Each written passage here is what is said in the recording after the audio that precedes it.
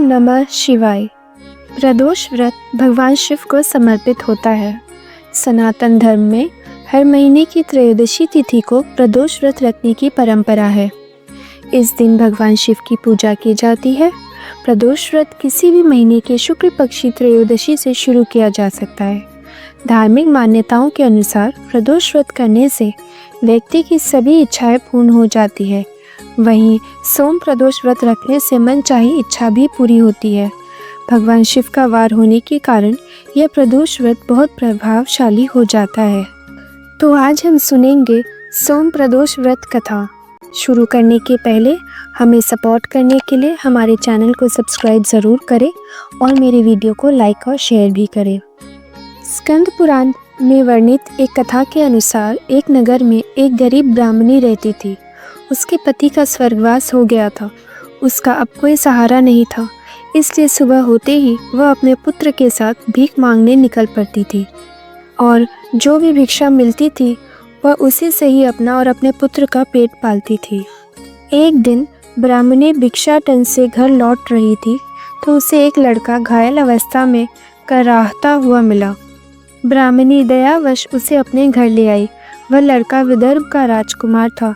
शत्रु सैनिकों ने उसके राज्य पर आक्रमण कर उसके पिता को बंदी बना लिया था और उसका राज्य हड़प लिया था। इसलिए राजकुमार इधर उधर भटक रहा था। राजकुमार ब्राह्मण पुत्र के साथ ब्राह्मणी के घर रहने लगा। एक बार गरीब ब्राह्मणी दोनों पुत्रों के साथ ऋषि शांडिल्य के आश्रम में गई। वहाँ उसने प्रदोष व्रत की विधि और कथा सुनी और घर आकर उसने व्रत रखना आरंभ कर दिया। एक दिन की बात है कि दोनों बालक वन में घूम रहे थे। पुजारी का बेटा घर लौट आया, लेकिन राजा का बेटा वन में अंशुमति नामक गंधर्व कन्या से मिला। वह उस पर मोहित हो गई और उसके साथ समय गुजारने लगी। एक दिन अंशुमति अपने माता पिता को राजकुमार से मिलाने लाई। उन्हें भी राजकुमार पसंद आ गया। कुछ दिनों बाद अंशुमति के माता पिता को भगवान शंकर ने स्वप्न में आदेश दिया कि राजकुमार और अंशुमति का विवाह कर दीजिए। उन्होंने वैसा ही किया। ब्राह्मणी प्रदोष व्रत करती रही। उसके व्रत के प्रभाव से और गंधर्व राज की विशाल सेना की सहायता से राजकुमार ने विदर्भ के शत्रुओं को खदेड़ दिया और पिता के राज्य को पुनः प्राप्त कर लिया। युद्ध जीतने के बाद राजकुमार विदर्भ का राजा बन गया। उसने पुजारी की पत्नी और उसके बेटे को भी राजमहल में बुला लिया और आनंद पूर्वक रहने लगा। राजकुमार ने ब्राह्मण पुत्र को अपना प्रधानमंत्री नियुक्त कर दिया।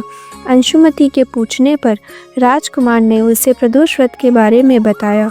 इसके बाद अंशुमति भी नियमित रूप से प्रदोष का व्रत रखने लगी। इस व्रत से इन लोगों के जीवन में सुखद बदलाव आए।